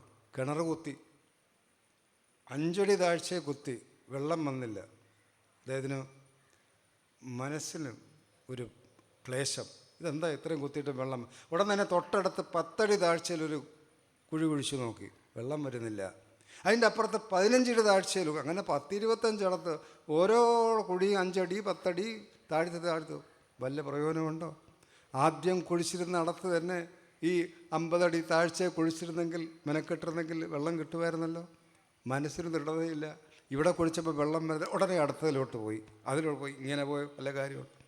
അതാണ് ഭഗവത്ഗീത പറയുന്നു, ചഞ്ചലം ഹി മനഃകൃഷ്ണ പ്രമാദി ബലഭദൃഢം തസ്യാഹം നിഗ്രഹം മന്യേ വായോരിവ സുദുഷ്കരം. അർജുനൻ പറയുന്നുണ്ട്, വായുവിനെപ്പോലെ ദുഷ്കരമാണ് നമ്മുടെ ഈ മനചാഞ്ചല്യം. എന്നെ പിടിച്ചു നിർത്താൻ വലിയ പാടാണ്. ഇവിടെ ഇങ്ങനെ ഇരിക്കുമ്പോൾ എനിക്ക് തോന്നുന്നുണ്ട്, എനിക്ക് നാട്ടിൽ പോകാനുള്ള ട്രെയിൻ വന്ന് കാണുമോ, അതിനകത്ത് ഇരിക്കാൻ സീറ്റ് കിട്ടുമോ, പോകാൻ പറ്റുമോ, തിരക്കാണോ, പോകുന്ന വഴിക്ക് ആഹാരം കിട്ടുമോ, ഇതൊക്കെയാണ് ഞാൻ ആലോചിക്കുന്നത്. എൻ്റെ മനസ്സ് അങ്ങനെ നിൽക്കില്ല. ഇതാണ് മനസ്സിന് ചാഞ്ചല്യം. മനസ്സിന് ചാഞ്ചല്യം വരുമ്പോൾ മറ്റൊരു ഉദാഹരണം, ഒരാളൊരു ഇഷ്ടദേവതയെ നമുക്ക് എല്ലാവർക്കും അത് ബാധകമാണ്. ഇഷ്ടദേവതയെ സ്വീകരിച്ചാൽ അത് വരിക്കുക എന്ന് പറയുന്നത്, സ്വയംവരം എന്ന് പറയുന്നത്. നമ്മളൊരു ഇഷ്ടദേവതയെ സ്വയംവരിച്ചു കഴിഞ്ഞാൽ ആ ഇഷ്ടദേവതയെ നിന്ന് പിന്മാറാൻ നമുക്ക് അധികാരമില്ല. മരിക്കുന്നത് വരെ ആ ഇഷ്ടദേവതയെ നമ്മൾ സാധനാമുറകളിലൂടെ പൂജിക്കണം, ജപിക്കണം, ധ്യാനം ചെയ്യണം, സ്വാധ്യായം ചെയ്യണം, ഒക്കെ വേണം. പക്ഷേ ഒരു വ്യക്തി, സാധാരണ നമുക്ക് എല്ലാവർക്കും വരുന്ന ഒരു കാര്യമാണ്, 10-30 വർഷക്കാലമായിട്ട് ഒരു ഇഷ്ടദേവതയെ സ്വീകരിച്ചുകൊണ്ട് ഇങ്ങനെ നാമജപം നടത്തി വരികയായിരുന്നു. ഒരു ദിവസം ഒരു സുഹൃത്ത് അദ്ദേഹത്തിനോട് ചോദിച്ചു, ചേട്ടാ 10-30 കൊല്ലമായിട്ട് അങ്ങ് ഇന്ന ക്ഷേത്രത്തിൽ പോയി ഇന്ന ദേവതയെ ഭജിക്കാൻ തുടങ്ങിയിട്ട് എന്തെങ്കിലും പ്രയോജനം ഉണ്ടായോ? മോടെ കല്യാണം കഴിഞ്ഞോ? ഇല്ല സാർ. മകന് ജോലി കിട്ടിയോ? ഇല്ല. അങ്ങക്ക് വളരെ നാളായിട്ട് അസുഖം ഉണ്ടാകുന്നല്ലോ, മാറിയോ? ഇല്ല. ഒരു വീട് വീണതോ? ഇല്ല. പിന്നെ എന്തിനാ ഈ ഇഷ്ടദേവതയും കൊണ്ട്? 30 വർഷമായിട്ട് ഞാൻ ഇപ്പോൾ ഇന്ന ക്ഷേത്രത്തിലാണ് പോയിക്കൊണ്ടിരിക്കുന്നത്. അവിടെ ചെന്ന് കഴിഞ്ഞ് ഞാൻ 6 മാസത്തിനകം എനിക്ക് എന്തെല്ലാം അനുഭവം ഉണ്ടായെന്നറിയും. ആ അനുഭവമുണ്ട്, ഒരു ഗ്രന്ഥം എഴുതിയാൽ തീരത്തില്ല, അതുപോലുള്ള അനുഭവങ്ങളാണ് എനിക്കുണ്ടായത്. നിങ്ങൾക്ക് അറിഞ്ഞൂടെ, എൻ്റെ മകള് വിവാഹം ചെയ്യാൻ കഴിക്കാതെ ഇങ്ങനെ വളരെ ബുദ്ധിമുട്ടിയിരുന്ന പെട്ടെന്ന് വിവാഹം നടന്നു. മോന് ജോലി കിട്ടി, പെട്ടെന്ന് എനിക്ക് വീട് പണിയാൻ സാധിച്ചു. എനിക്ക് എത്രയോ കാലമായി എന്നെ അലട്ടിയിരുന്ന രോഗം മാറി, എല്ലാം മാറി. അപ്പം തന്നെ അയാൾക്ക് മനചാഞ്ചല്യം ഉണ്ടായി. അങ്ങനെ പറയുന്നത് ശരിയാണല്ലോ. അങ്ങനെ ഈ പറഞ്ഞ കാര്യങ്ങളൊന്നും സാധ്യമായിരുന്നില്ല. അങ്ങനെ ഇന്ന ദേവതയെ ഭജിച്ചു കഴിഞ്ഞപ്പോൾ ഇതെല്ലാം ഒരു കാര്യം ചെയ്യാം, നമുക്കും അതുകൊണ്ട് ഇതിപ്പോൾ കുഴപ്പമൊന്നുമില്ല, ക്രിമിനൽ കുറ്റമൊന്നും അല്ലല്ലോ, നമുക്കും ആ ദേവതയെ ഭജിക്കാം എന്ന് ഇദ്ദേഹം 30 വർഷം ഇഷ്ടദേവതയായി സ്വീകരിച്ചിരുന്ന ആ ദേവനെ മാറ്റി ഈ സുഹൃത്ത് പറഞ്ഞപ്പോൾ അങ്ങോട്ടങ്ങ് മാറി. ഭഗവാൻ സത്യസായി ബാബ ഈ ഭക്തിക്കൊരു പേര് പറയും, വ്യഭിചാര ഭക്തി എന്നാണ് പറയുന്നത്. ഈ ഭക്തിക്ക് വ്യഭിചാര ഭക്തി എന്നാണ് പറയുന്നത്. നമ്മളൊരു ഇഷ്ടദേവതയെ സ്വീകരിച്ചിട്ട് തോന്നുന്ന രീതിയിൽ മറ്റൊരു സുഹൃത്ത് പറയുമ്പോൾ ആ വഴിക്ക് അങ്ങ് പോവുക, ഇല്ലെങ്കിൽ ഒരു പുസ്തകം വായിക്കുമ്പോൾ ഇന്നതാണ് അന്ന് അങ്ങോട്ടങ്ങ് പോവുക. ഗുരുവായൂർ പോയിട്ട് ഇപ്പോൾ എന്തോ കാര്യം? അത് കാര്യമൊന്നും. ഇന്നടത്ത് ആ പരാശക്തി ഉണ്ടല്ലോ, ആ ദേവതം, അപ്പോൾ പിന്നെ അങ്ങോട്ട് പോയി. അവിടെ പോയിട്ട് എന്താ കാര്യം? ഈ ധർമ്മശാസ്ത്രനേക്കാൾ വളരെ ഗംഭീരമായി ഈ കാര്യങ്ങൾ നിർവഹിച്ചു തീർന്നു ദേവതാ സങ്കല്പത്തെക്കുറിച്ച് നിങ്ങൾക്കറിയാമോ? ഉടൻ തന്നെ അങ്ങോട്ട് പോയി. ഇങ്ങനെ ചഞ്ചലം ഹേ മന കൃഷ്ണ വായോര്, അതാണ് ഇവിടെ ഭഗവത്ഗീതയിൽ പറഞ്ഞ അർജുനൻ പറഞ്ഞത്. ഈ മനസ്സിങ്ങനെ ചഞ്ചലപ്പെട്ടു. പക്ഷേ ഈശ്വരനോ ഇങ്ങനെ നമ്മളെ പല ഇഷ്ടദേവതകളിൽ കൂടെയൊക്കെ സഞ്ചരിക്കുന്നതിനും ഈശ്വരൻ ഒന്നേ ഉള്ളൂ. ഭഗവാൻ സത്യസായിബാബയോട് ഒരു വിദേശി ഭക്തൻ ഒരിക്കൽ ചോദിച്ചു, വളരെ രസകരമായൊരു ചോദ്യമാണ് ചോദിച്ചത്. ഇതാ, ആർ യു ഗോഡ്? അങ്ങ് ഈശ്വരനാണോ എന്ന് ചോദിച്ചു. അപ്പോൾ സ്വാമി മറുപടി വരുന്നു, യെസ് ഐ ആം. എൻ്റെ ഒരു ചെറിയ കോമ, ബട്ട് യു ടു. പക്ഷെ അങ്ങും ഈശ്വരനാണ്. അങ്ങ് ഈശ്വരനാണോ എന്ന് ഈ സായിപ്പ് ചോദിച്ചു. അപ്പോൾ സ്വാമി പറഞ്ഞു, യെസ് ഐ ആം, ഞാൻ ഈശ്വരനാണ്, ബട്ട് യു ടു, അങ്ങും ഈശ്വരനാണ്. ആ സായിപ്പ് ചോദിച്ചു, then what is the difference between you and me? അങ്ങനെയാണെങ്കിൽ ഞാനും അങ്ങും തമ്മിൽ എന്താ വ്യത്യാസം? അപ്പോൾ പറഞ്ഞു, I know that I am God, you do not know that you are God. എനിക്കറിയാം ഞാൻ ഈശ്വരനാണ്, പക്ഷേ നിങ്ങൾക്ക് അറിഞ്ഞുകൂടാ നിങ്ങൾ ഈശ്വരൻ. ഇതേ ഉള്ളൂ നമ്മൾ തമ്മിലുള്ള വ്യത്യാസം, വേറെ വലിയ ഒരു വ്യത്യാസവുമില്ല നമ്മൾ തമ്മിൽ. ഇതാണ് അദ്ദേഹം പറഞ്ഞ മറുപടി. അതാണ് ഈശ്വരനൊന്നേ ഉള്ളൂ. പക്ഷേ നമ്മൾ ആ ഏകത്വത്തിൽ ഉള്ള ഈശ്വര ശക്തിയെ നമ്മൾ ഇഷ്ടദേവതാ സങ്കല്പത്തിലൂടെ ഭജിച്ചു വന്നിട്ട് പിന്നെ നമ്മൾ തോന്നുമ്പോൾ മാറുക എന്ന് പറയുന്നത്. അതാണ് ഇവിടെ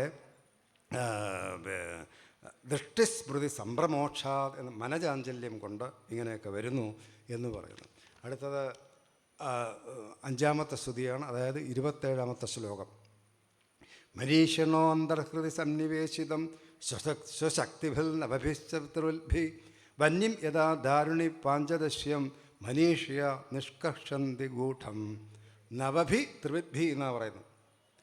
9 വിധത്തിലും 3 വിധത്തിലും. നവഭി ത്രിവിദ്ഭി, 9 വിധത്തിലും 3 വിധത്തിലും. സ്വശക്തിഭി, തൻ്റെ ശക്തികൾ. അന്തർഹൃതി, ഹൃദയാന്തർഭാഗത്തിൽ.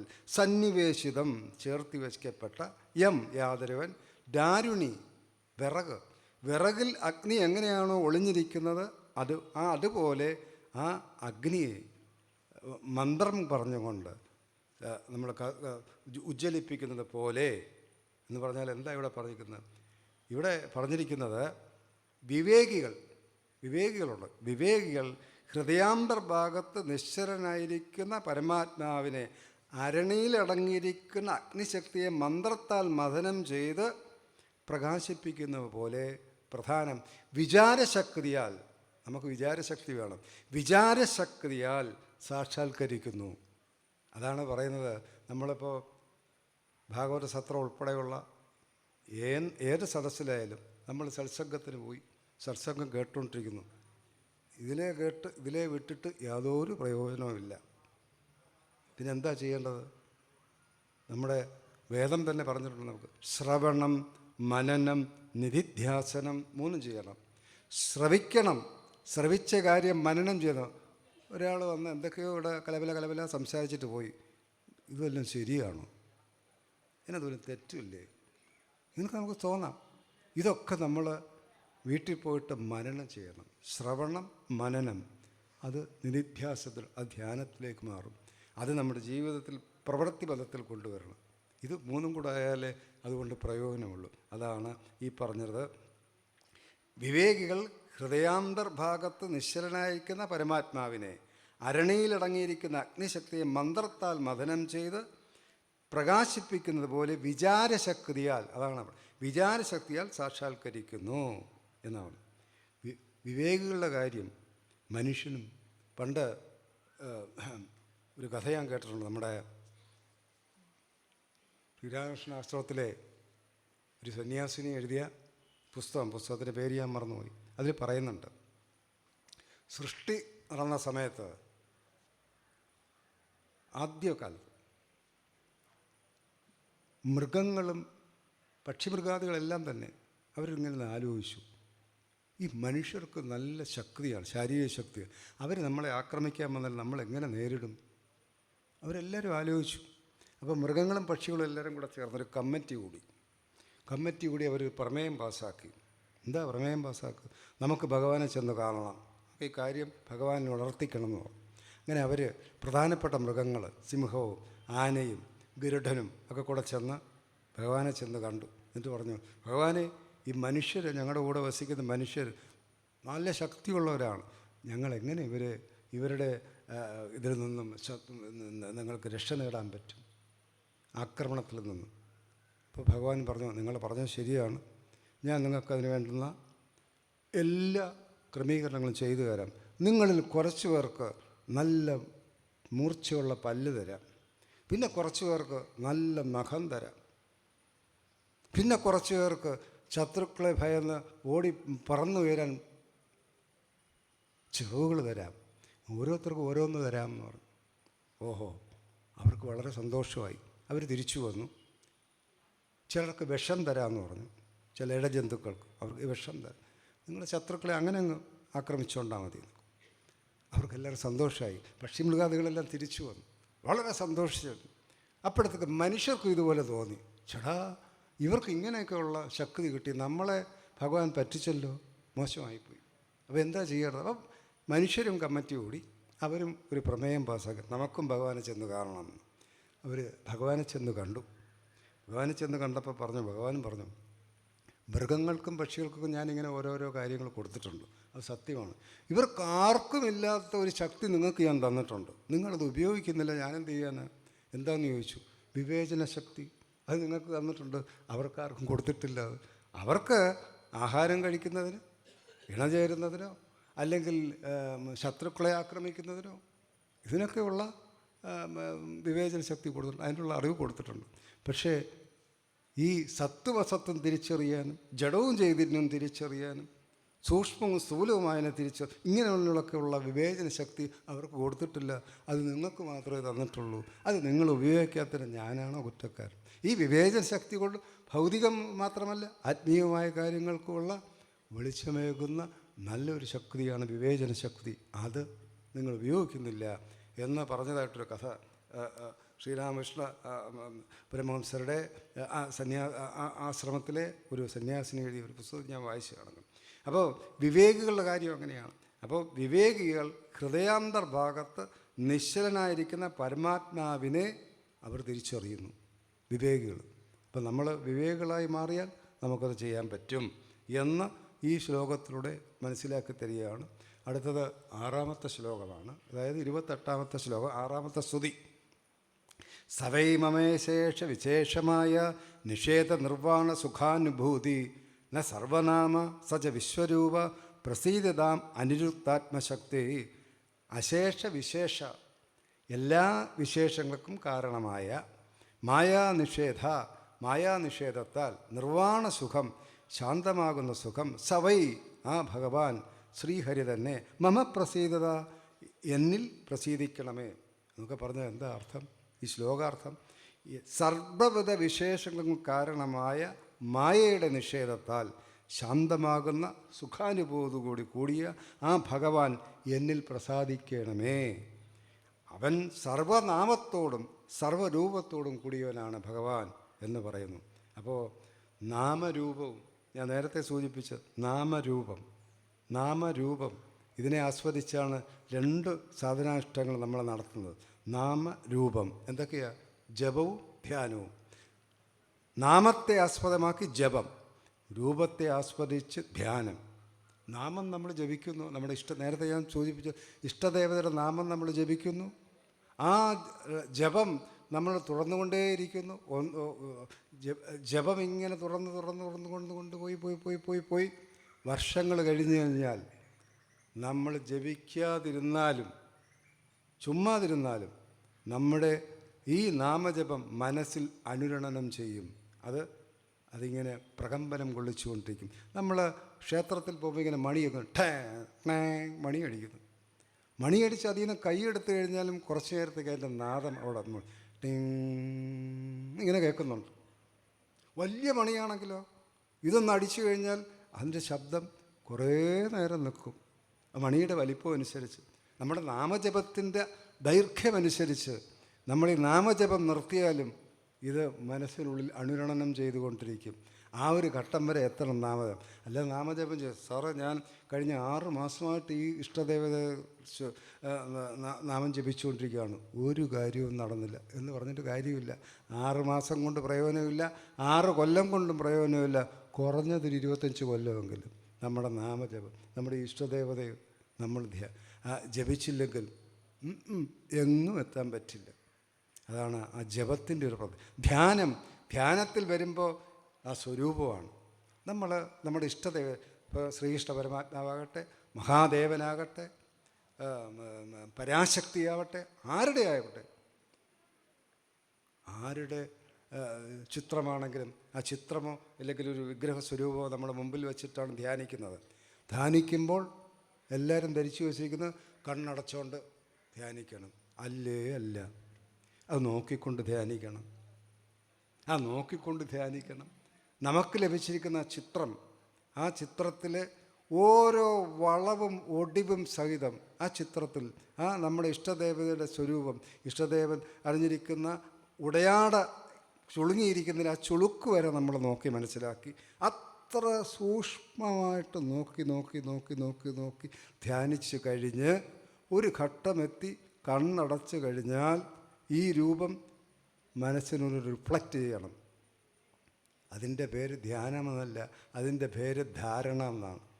അത് കഴിഞ്ഞുള്ള അടുത്ത പ്രമോഷൻ്റെ പേരാണ് ധ്യാനം. ധാരണയിൽ പോലും നമുക്കെത്താൻ സാധിക്കുന്നില്ലെങ്കിൽ പിന്നെ ധ്യാനത്തിൽ നമുക്കെങ്ങനെ എത്താൻ പറ്റും? അപ്പോൾ ഇഷ്ടദേവതയെ നമ്മൾ നാമജപത്തിന് തിരഞ്ഞെടുക്കണം, ധ്യാനത്തിനും തിരഞ്ഞെടുക്കണം എന്നുള്ളതാണ്. സർവനാമത്തോടും സർവരൂപത്തോടും കൂടി അതാണ് ഇവിടെ പറഞ്ഞിരിക്കുന്നത്. സവൈ മമാശേഷ വിശേഷമായ നിഷേധ നിർവാണ സുഖാനുഭൂതി സർവനാമ വിശ്വരൂപ. ഈ നാമം മുഴുവൻ വിശ്വം മുഴുവൻ നിറഞ്ഞിരിക്കുകയാണ്, ഈ രൂപവും വിശ്വം മുഴുവൻ നിറഞ്ഞിരിക്കുകയാണ് എന്നാണ് ഇവിടെ പറഞ്ഞിരിക്കുന്നത്. മായയ്ക്ക് അടിയനായിട്ട് നമ്മൾ ജീവിക്കരുത്. ഈ മായ, ഞാൻ മായയുടെ അടിയനാണ് എന്നുള്ള നിലയിൽ ജീവിക്കുക. മായയ്ക്ക് അധീശനായി ജീവിക്കാൻ സാധിച്ചാൽ നിങ്ങളെ അങ്ങനെയുള്ള ആ രീതിയിൽ ജീവിക്കുന്ന ആരെയും ഒരു ദുഃഖവും ഒരു കാലത്തും അലട്ടുകയില്ല. ഇതാണൊരു പ്രത്യേകത. അതാണ് ഈ ശ്ലോകത്തിലൂടെ നമുക്ക് പറഞ്ഞു തരുന്നത്. അടുത്തത് 7ാമത്തെ സ്തുതി 29ാമത്തെ ശ്ലോകം. യദ്യം നിരുക്തം വചസാ നിരൂപിതം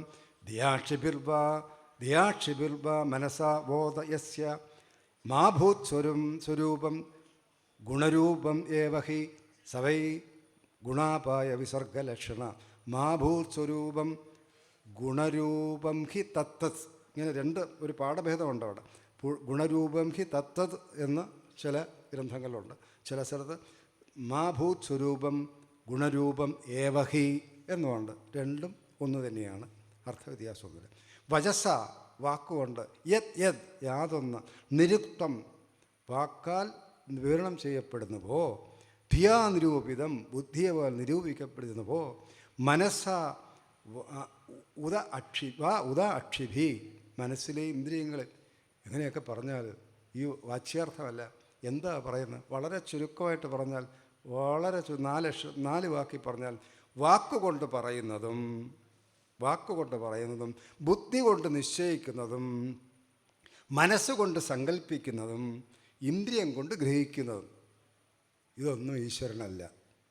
അതായി പറഞ്ഞിരിക്കുന്നത്. വാക്കുകൊണ്ട് പറയുന്നതും ബുദ്ധി കൊണ്ട് നിശ്ചയിക്കുന്നതും മനസ്സുകൊണ്ട് സങ്കല്പിക്കുന്നതും ഇന്ദ്രിയം കൊണ്ട് ഗ്രഹിക്കുന്നതും ഗുണസ്വരൂപങ്ങളാണ്. ഇതൊന്നും ഭഗവത് സ്വരൂപമല്ല എന്നാണ് ഇവിടെ പറഞ്ഞിരിക്കുന്നത്. അപ്പോൾ പിന്നെ ആരാണ് ഭഗവാൻ? ഭഗവാൻ ഗുണാതീതനാണ്, ദ്വന്ദ്വ അതീതനാണ്, മായാതീതനാണ്, സർവാതീതനാണ്. ഇതിനൊക്കെ അതീതനാണ് ഭഗവാൻ. ഇത് നമ്മൾ മനസ്സിലാക്കണം എന്നുള്ളതാണ്. ഭഗവാൻ ഗുണകാര്യങ്ങളുടെ നാശത്തിനും ഉത്ഭവത്തിനും അതീതനാണ് എന്ന് നമ്മൾ മനസ്സിലാക്കണം എന്നാണ് ഈ ശ്ലോകത്തിലൂടെ നമുക്ക് പറഞ്ഞ് മനസ്സിലാക്കി തരുന്നത്. അടുത്തത് 8ാമത്തെ സ്തുതിയാണ്, 30ാമത്തെ ശ്ലോകം. അവിടെ പറയുന്നു, യസ്മിൻ യദോ യേന യസ്യസ്മൈ യദ്യോ യഥാ കുരുതേ കാര്യതേജ പരാവരേക്ഷം പരമം പ്രാക്പ്രസിദ്ധം തത് ബ്രഹ്മ തദ്ദേതുരനന്യദേകം യസ്മിൻ യാതൊന്നിൽ. ഇത് വളരെ രസമാണ്. ഇതിനകത്ത് മുഴുവൻ യായാണ്.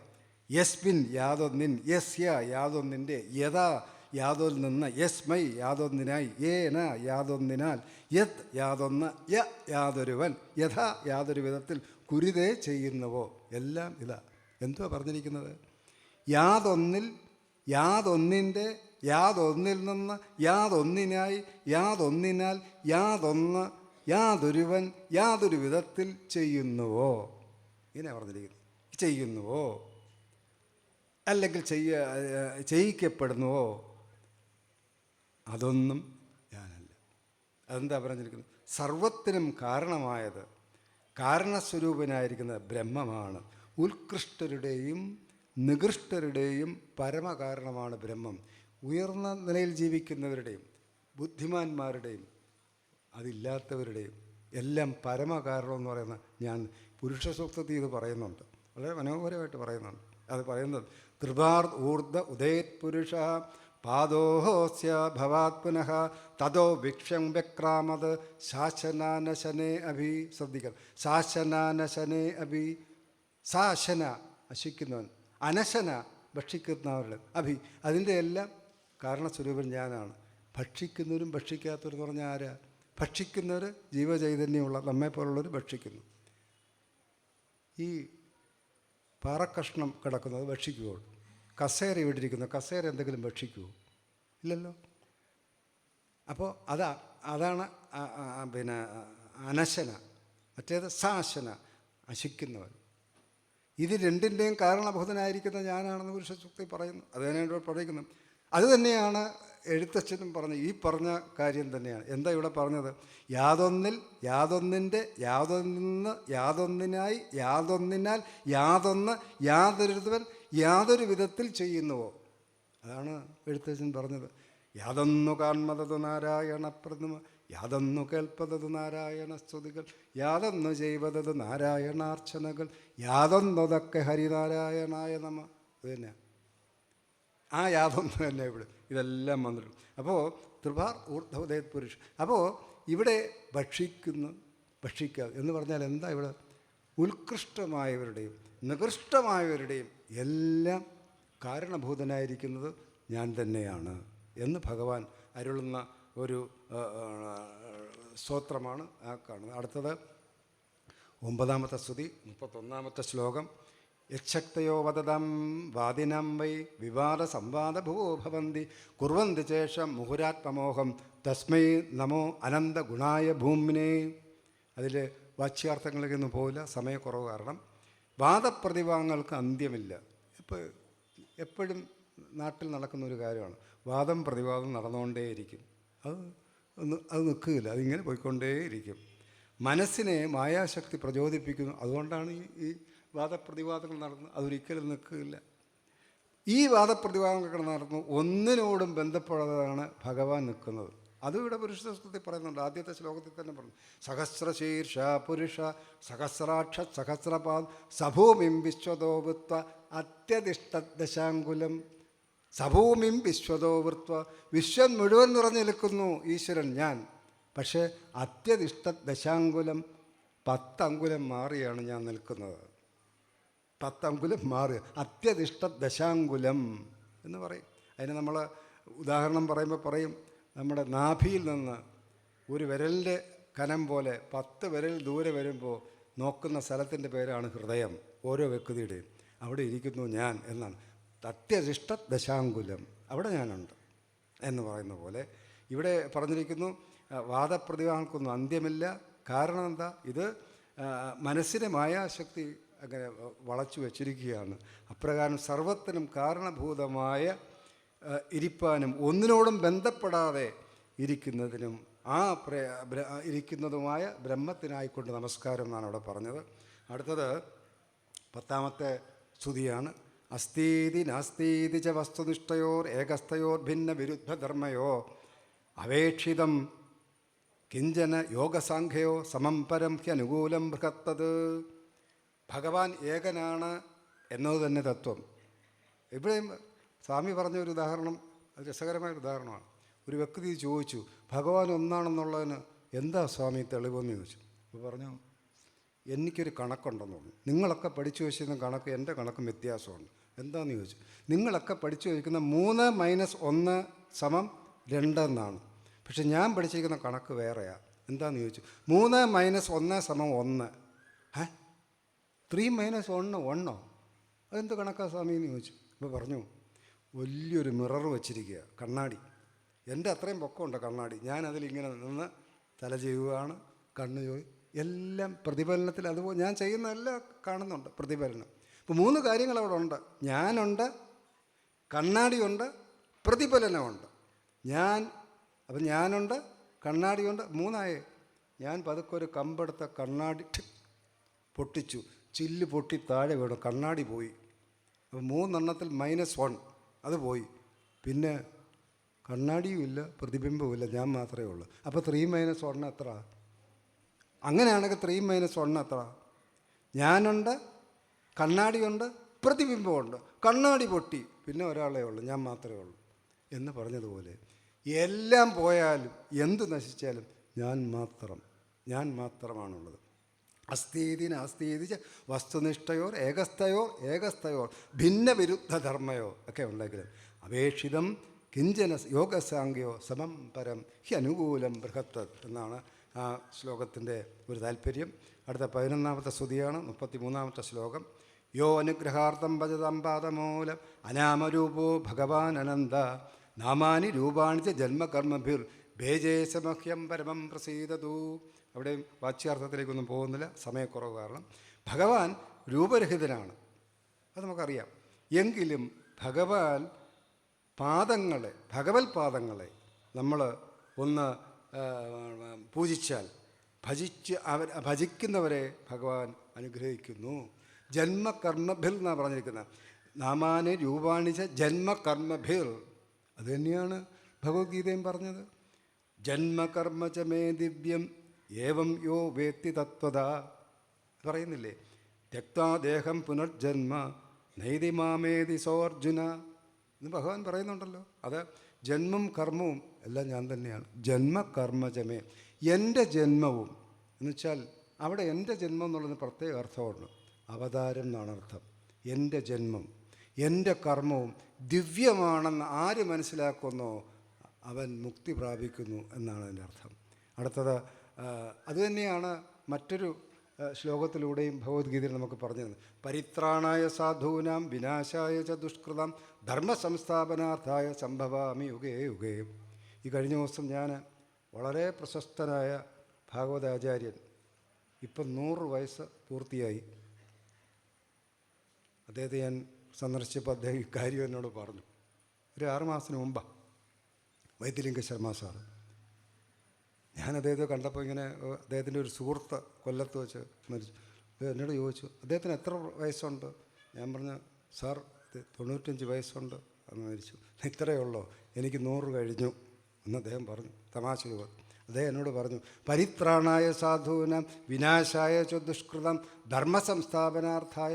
3 കാര്യത്തിന് വേണ്ടിയിട്ടാണ് ഇവിടെ അവതാരം വരുന്നത്. പരിത്രാണായ സാധൂനാം, സാധുക്കളെ പരിത്രാണം ചെയ്യുന്നത്.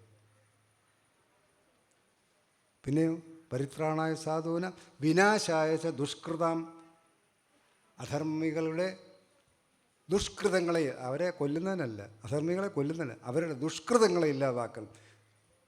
പരിത്രാണായ സായം വിനാശായ ച ദുഷ്കൃത ധർമ്മസംസ്ഥാനം, ഈ 3 കാര്യത്തിനുമുണ്ട്. പക്ഷേ ഒരു കുഴപ്പം, ഇന്നത്തെ കാലഘട്ടത്തിൽ ആരുണ്ട് സാധുക്കൾ? ഞാൻ സാധുവല്ല. സാധു ഈ രീതിയിൽ നേരത്തെ നമ്മൾ ചിന്തിച്ച പോലെ ഭഗവാനെ ഏകരൂപത്തിൽ കാണുന്നവരാരുണ്ട്? ആരുമില്ല. അപ്പോൾ സാധുക്കളുടെ എണ്ണം കുറഞ്ഞപ്പോൾ പിന്നെ ആരെ സംരക്ഷിക്കാനാണ് ഞാനിവിടെ അവതരിക്കേണ്ടത്? പരിത്രാണായ സാധൂനാം, സാധുക്കളുടെ എണ്ണം കൂടി വരുമ്പോൾ ഭഗവാൻ ഇവിടെ അവതരിക്കും എന്നതിനൊരു അർത്ഥം നമ്മൾ കൽപ്പിക്കണം എന്ന് അദ്ദേഹം പറഞ്ഞു. എനിക്കിപ്പോൾ ഓർമ്മ വരും. അങ്ങനെയുള്ളവരാണ് യോ അനുഗ്രഹാർത്ഥം ഭജതാം പാദമൂലം അനാമരൂപോ ഭഗവാൻ അനന്ത നാമാനി രൂപാണി ജന്മകർമ്മ്യം ഭേജേ സമഖ്യം പരമപ്രസീദതു. അടുത്തത് അവസാനത്തെ ശ്ലോകം, 34ാമത്തെ ശ്ലോകം, 12ാമത്തെ സ്തുതി. പ്രാകൃതേ ജ്ഞാനപദജ്ഞാനം യഥാശയം ദേഹഗതോ വിഭാതി യഥാനില പാർത്ഥിവമാശ്രിതോ ഗുണം സ ഈശ്വരവുമേ കുരുതാൻ മനോരഥം. ഉപാസന ഭേദങ്ങളനുസരിച്ച് ഓരോരോ ദേവതകളെ നമ്മൾ ഭജിക്കുന്നു, അതൊക്കെ ശരിയാണ്. പക്ഷേ അന്തർഗതനായിരിക്കുന്ന യാതൊരുവൻ അതാത് ദേവതാ സ്വരൂപേണെ അവരവരുടെ ഹൃദയത്തിൽ പ്രകാശിക്കുന്നു, അവരുടെ ആഗ്രഹങ്ങളെ സാധിപ്പിക്കുകയും ചെയ്യുന്നു. ആ ഈശ്വരൻ എൻ്റെ സങ്കല്പത്തെ സത്യമാക്കി തീർക്കണം. ഇഷ്ടദേവതയാണ് ഞാൻ നേരത്തെ സൂചിപ്പിച്ച ജപവും ധ്യാനവും സ്വാധ്യായവും ഒക്കെ നടത്തുന്നത്. പ്രകൃതിജന്യമാണ് എന്ന് പറഞ്ഞാൽ പ്രകൃതേ ജ്ഞാനപഥൈർന്നാണ് ഇവിടെ പറഞ്ഞിരിക്കുന്നത്. ഇങ്ങനെയൊക്കെയുള്ള 10 ശ്ലോകത്തിലൂടെ ഈ ഹംസഗുഹ്യ സ്തോത്രത്തിലൂടെ പറഞ്ഞിട്ട് പിന്നെ പറയാനുള്ള ദക്ഷചരിതമാണ്. അത് പറയാനുള്ള സമയക്കുറവ് കാരണം ഒറ്റ മിനിറ്റ് കൊണ്ട് അത് പറയാം എന്ന് ഞാൻ സങ്കല്പിക്കണം. വേറൊന്നുമല്ല, ഇവിടെ ഈ രീതിയിലൊക്കെയുള്ള ഭഗവത് ഭജനം കൊണ്ട് ദക്ഷൻ്റെ മുമ്പിൽ ഭഗവാൻ പ്രത്യക്ഷപ്പെട്ടു, ഭഗവാനെ അനുഗ്രഹിച്ചു. എന്നിട്ട് ദക്ഷനോട് പറഞ്ഞു, ധ്യാനം എൻ്റെ ഹൃദയമാണ്, മന്ത്രജപം എൻ്റെ ശരീരമാണ്, നിത്യനൈമിത്യ ക്രിയകൾ എൻ്റെ ആകൃതിയാണ്, യജ്ഞങ്ങൾ എൻ്റെ അവയവങ്ങളാണ്, ധർമ്മം എൻ്റെ മനസ്സാണ്, യജ്ഞഭാഗം എൻ്റെ പ്രാണനാണെന്നൊക്കെ പറയുന്നുണ്ട്. അത് കഴിഞ്ഞ് അദ്ദേഹം തന്നെ ഭഗവാൻ തന്നെ ദക്ഷനോട് പറയുന്നുണ്ട്, അഹമേവാസമേവ, നമ്മുടെ ചതുശ്ലോകി പോലെ തന്നെയാണ് പറയുന്നത്. അഹമേവാസമേവാഗ്രേ നാന്യത് കിഞ്ചാന്തരം ബഹി സംജ്ഞാനമാത്രം അവ്യക്തം പ്രസുപ്തമ വിശ്വത എന്നുള്ള ഇതൊക്കെ പറഞ്ഞു മനസ്സിലാക്കുന്നു. അത് കഴിഞ്ഞ് അശക്നിയിൽ എന്ന പത്നിയിലൂടെ അദ്ദേഹത്തിന് 10,000 മക്കളുണ്ടായി.